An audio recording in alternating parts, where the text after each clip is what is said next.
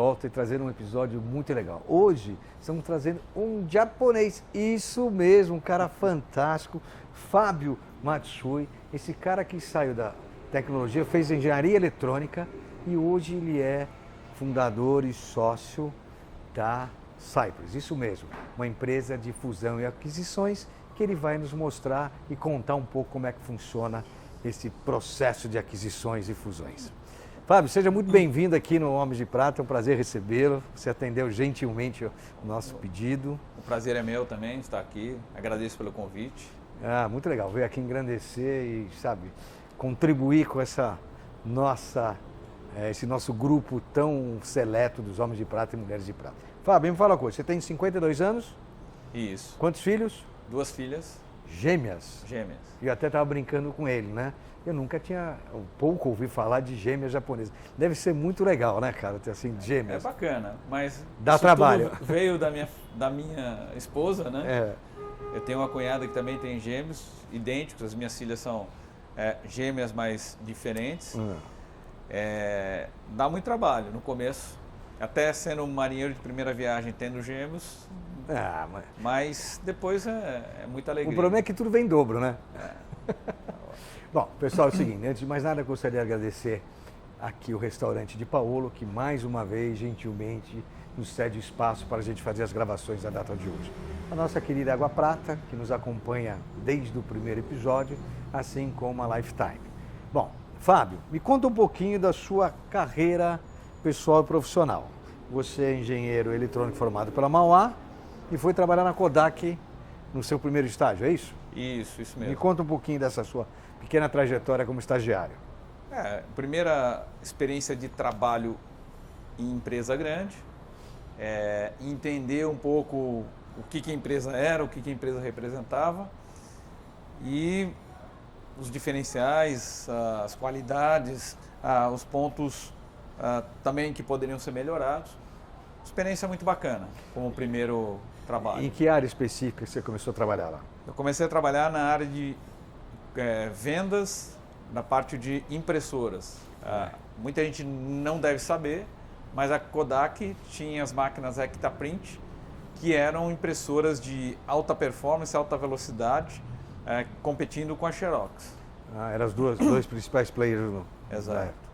E aí você, depois, passando um tempo, você foi para o setor financeiro. Demorou um tempo. Demorou um tempo. Na verdade, eu saí da Kodak e fui trabalhar na NEC, NEC. Divisão de telefonia celular, quando o celular começou a ser implementado na cidade de São Paulo. Que ano foi isso? 94? 93. 93. Errei por um, hein? E não fazia aqueles celulares do StarTac parecerem pequenos e bacanas, né? Era um tijolo. Naquela época era um tijolo e uma bateria enorme, né? Exatamente.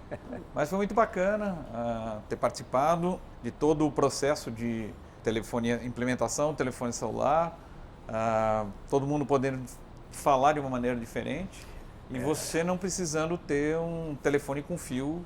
Isso foi fantástico, né? Quer dizer, essa virada que deu da conectividade, né? E o sistema de comunicação pessoal, principalmente, é impressionante. Você está falando de 94. Isso. É muito recente.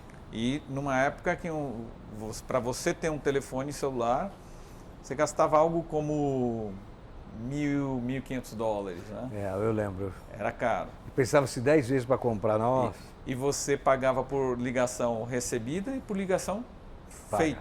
Feita. Então, e aí tempos atrás. Quanto tempo você ficou lá? Eu fiquei 1 ano. Como estagiário ainda? Como estagiário. Depois fui para Equitel, que é a Siemens Telecom, onde fui trabalhar na parte comercial de sistemas de telefonia fixa.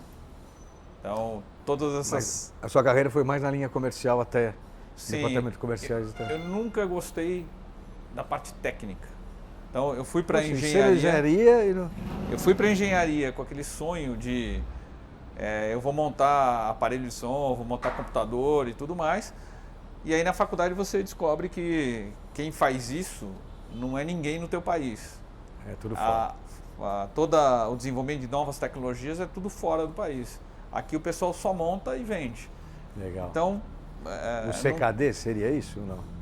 CKD que você já vem parte monta aqui, parte monta fora, como automóvel? Faz uma assembly, né? Uma montagem, mas a tecnologia mesmo que você vai entrar em desenvolvimento, bit, byte, não sei o quê, vem tudo de fora. Tudo fora.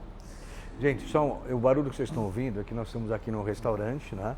E tem o ambiente do trânsito aqui em volta, que é muito legal, até vocês saberem que aqui é um ambiente natural e que faz parte do nosso dia a dia. Desculpa, Fábio. E aí, depois disso, de um ano... Depois disso, eu sempre fui muito inquieto, tá? Eu tive uma vantagem que foi, eu sempre peguei as coisas muito rápido e fazia as coisas muito rápido. Então, quando eu entrei na Equitel, em geral, uma proposta que eram editais para você responder para uma Telesp, para uma Tele Goiás, para uma Telp e assim por diante. Eram todas empresas do sistema Telebrás. Levava 30 dias, 40 dias para fazer. Nossa. E eu entendi que existiam processos repetitivos com isso. E aí, como lá tinha à disposição uma programadora de macro, eu fui aprendendo como fazer as macros e as minhas propostas saíam em 10 dias.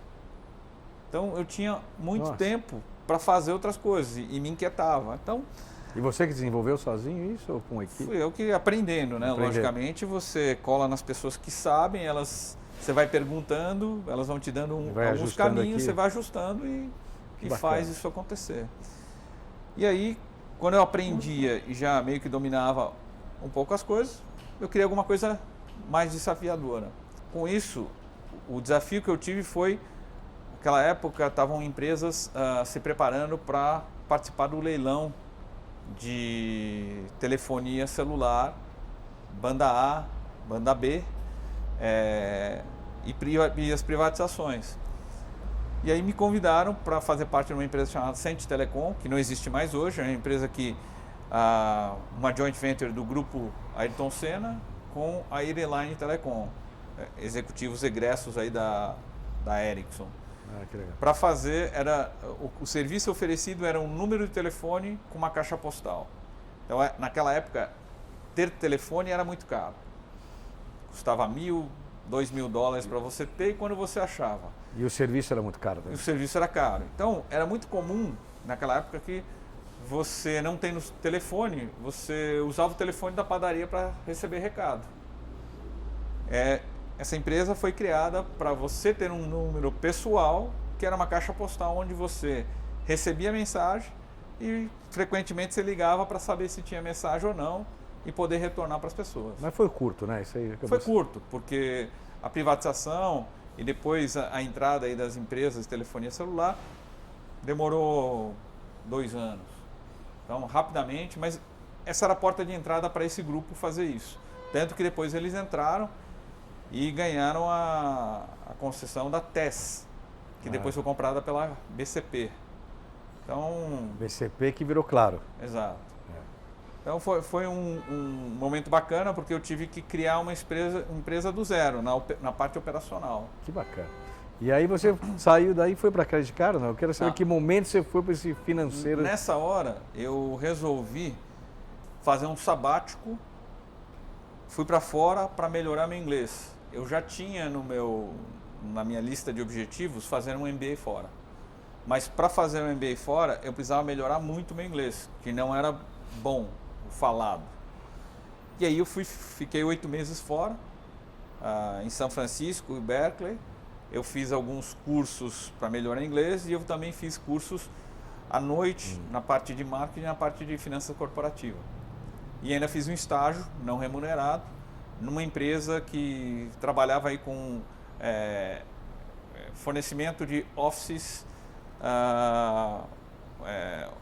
acessórios, tudo mais, tipo Macalunga, só que só para o mercado corporativo. E foi bacana porque você acaba interagindo, entendendo como é que funciona o mercado lá fora. Né? Bacana. E como foi esse desafio, essa experiência de trabalhar no mercado financeiro? Foi bacana.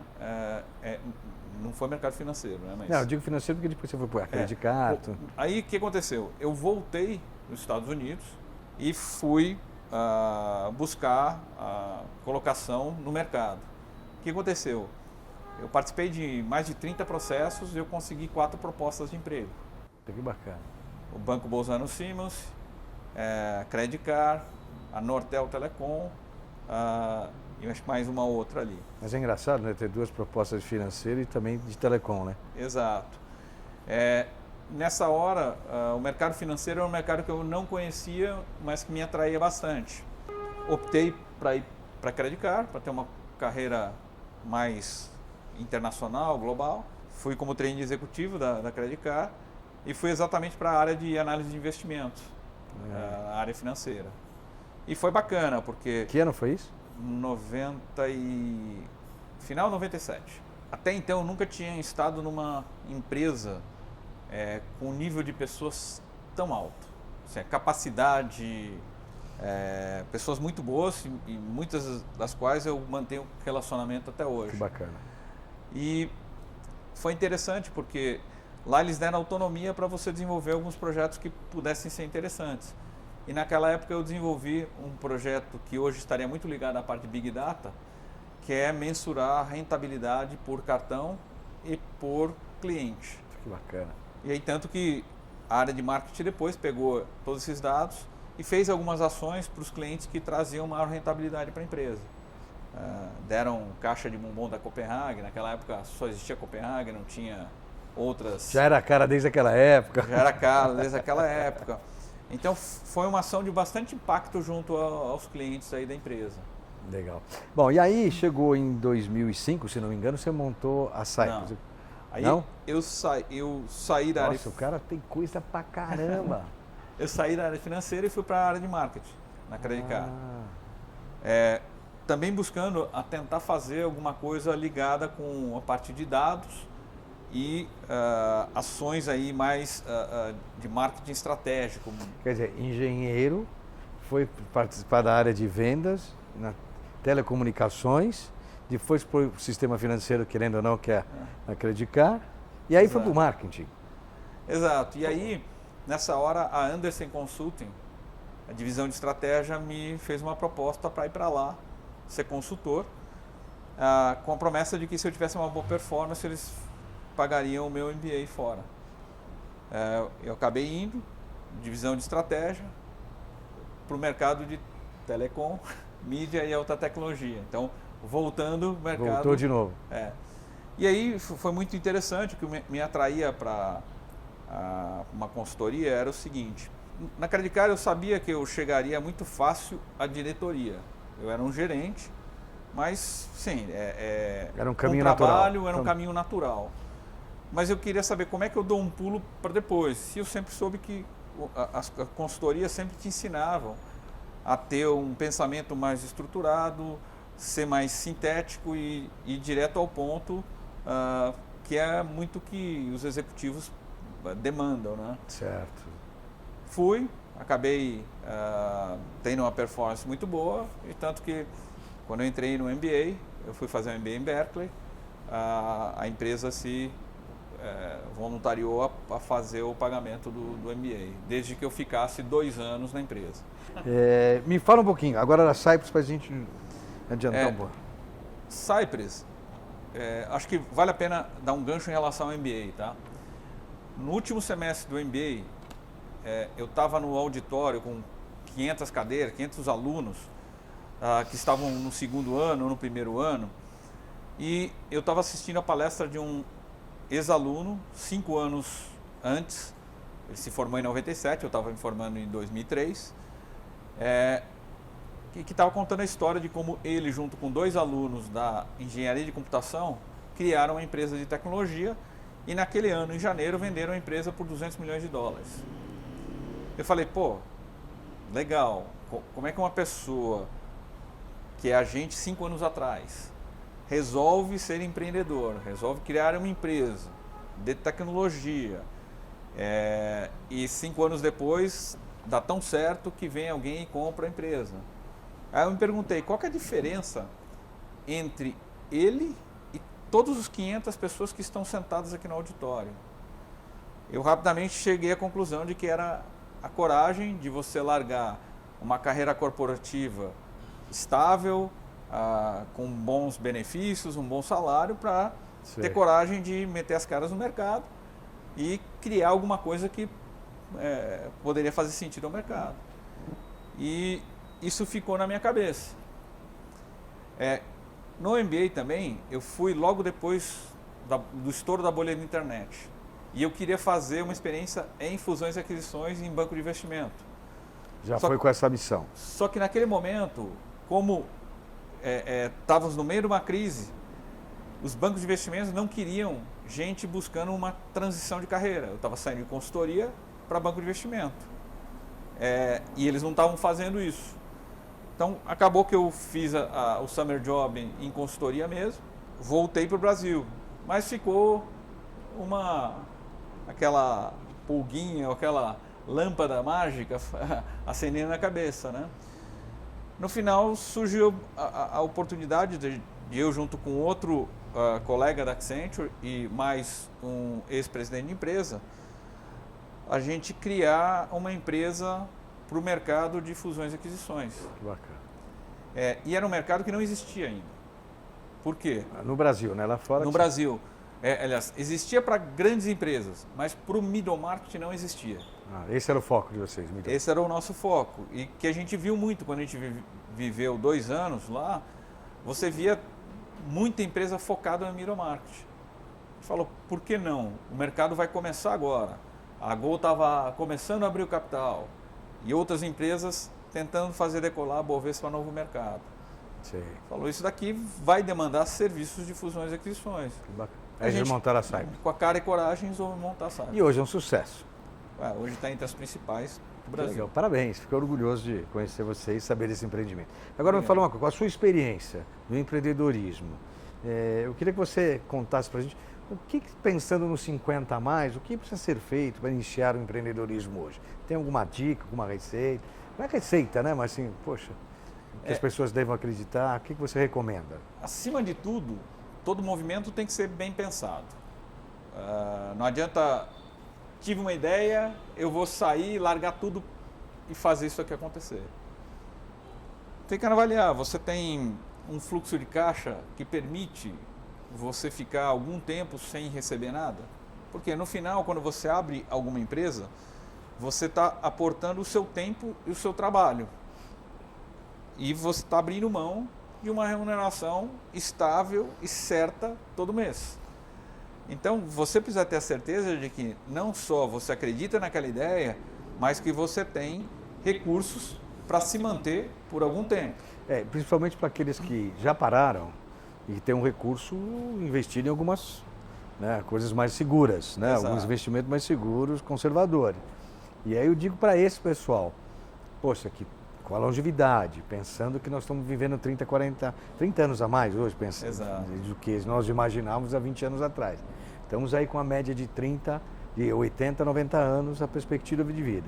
E esse cara que para os 50, 60, eventualmente já fez suas reservas, as suas aplicações, mas quer empreender. Então a pergunta é essa que eu fiz, mas está entendido. Ele tem uma coisa que muitos jovens não têm, que é tempo. Mas às vezes falta coragem de acreditar que pode ser.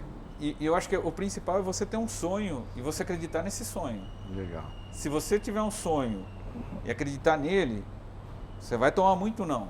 E no começo assim mesmo, você tem que ir ao mercado, conversar com muita gente, conversas que talvez não vão dar nada. E conversas que talvez vão trazer algum fruto daqui 2, 3 anos. Tá. Conclusão, quer dizer, pode procurar que você vai achar. Se quiser, faz. E uma outra dica. Você planejou e acha que aquele resultado ou que o break-even da empresa vai se dar em 2 anos, dobra ele. Se as coisas pararem de pé, vai em frente.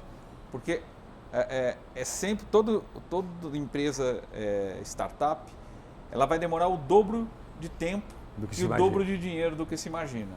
Então, estima o dobro do budget que você colocou e estima o dobro de tempo.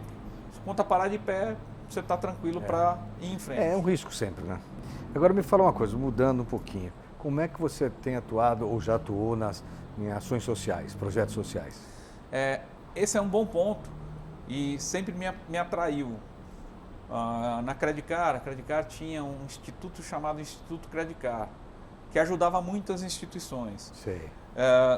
um momento lá da trajetória na Credit Car, eu junto com mais 3 executivos, nós se juntamos para ajudar o Instituto Credit Car a enxergar e analisar oportunidades de ajuda e outro de resolver problemas. Esse grupo, que hoje são pessoas hoje bem-sucedidas também, ficou ao cargo de analisar.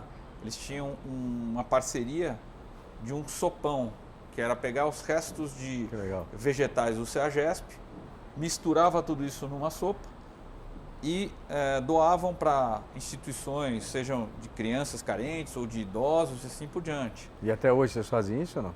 A gente fez naquele momento. Tá. E o problema é que o outro parceiro estava usando o Instituto de uma maneira mais política e negligenciando um pouco a qualidade do produto que estava sendo colocado nas ruas. E existia um risco muito grande de você ter uma contaminação, alguma coisa nesse sentido. Normal, né? A gente foi, analisou, entendeu o que estava acontecendo e trouxemos uma recomendação para que o conselho do Instituto pudesse tomar a sua ação. E funcionou? Funcionou. Que legal. Foi muito bacana. Fábio, me fala uma coisa, seus hobbies? Hobbies, hoje eu curto muito correr e jogar tênis. Que bacana. Eu tenho jogado beach tênis aí, meia boca, mas tenho jogado. Eu gostava muito de futebol, mas depois dos 30, você começa a jogar, você se machuca muito. Aí o prazer começa a virar dor de cabeça. Machuca, estoura, e aí ganha peso, aquele monte de coisa que tudo que não. Agora vamos lá para a gente finalizar. Um desafio. O desafio é colocar a Cypress num patamar mais elevado que a gente está hoje. Sua paixão? O que eu faço. Eu trabalho com o que eu gosto e estou sempre motivado. Sonho? Sonho é ver minhas filhas muito bem formadas, fazendo o que elas gostam. Que legal. Você tem algum medo? A gente tem sempre algum medo, né? Mas acho que o principal medo é você ficar paralisado por não enfrentá-los de maneira correta. Tem algum arrependimento? Se eu fosse olhar um pouco para a minha trajetória, eu teria melhorado o meu inglês muito antes. Eu teria tido muitas outras oportunidades que talvez eu não tenha conseguido em função do nível de inglês. Qual o seu defeito? Sou teimoso. E a qualidade? Resiliência. Resiliência. Isso vem de encontro aos homens de prata, que é essa resiliência de entender, dar a volta por cima, pensar, reaplicar e não desistir nunca. M&A, se você não tiver resiliência... Você não vai em frente. Você não vai em frente, porque você sabe, uma das siglas para M&A, Mergers and Acquisitions, é também medo e angústia. Explica rapidinho o que é M&A. Fusões e aquisições, o termo em inglês é Mergers and Acquisitions. Então é você assessorar a empresa, seja na venda dela, ou venda de participação, ou numa fusão com outra empresa, ou então numa aquisição de empresas. Legal. Só que o lado mais de atenção para quem acha que o M&A é sexy, né, de uma maneira geral. Todo recém-formado, recém-graduado, eu gostaria de trabalhar em M&A. E normalmente não sabe o que é, né? E o M&A também tem a sigla do medo e angústia. Toda transação de M&A, se não morrer 2 ou 3 vezes antes, está longe de fechar. Então, vai morrer umas 2 ou 3 vezes, até o momento que vai fechar. Legal. Chegamos ao fim, Fábio. Eu queria te dar uma lembrança da nossa querida Água Prata, são as tônicas e mais a tudo só. E uma lembrancinha aqui do nosso Homem de Prata. Muito obrigado. Pessoal, é isso aí. Espero que vocês tenham gostado. Queria fazer um agradecimento especial ao restaurante de Paola aqui de Pinheiros, em São Paulo. Também a nossa querida Água Prata, Lifetime e todos aqueles que têm nos acompanhado. Não se esqueçam de se inscrever no canal, compartilhar, ir nas nossas redes sociais, escrever, colocar sininho, que é muito legal ter vocês com a gente. Mais uma vez, obrigado, Fábio. Obrigado, prazer recebê-lo. Homem de Prata, uma geração de valor.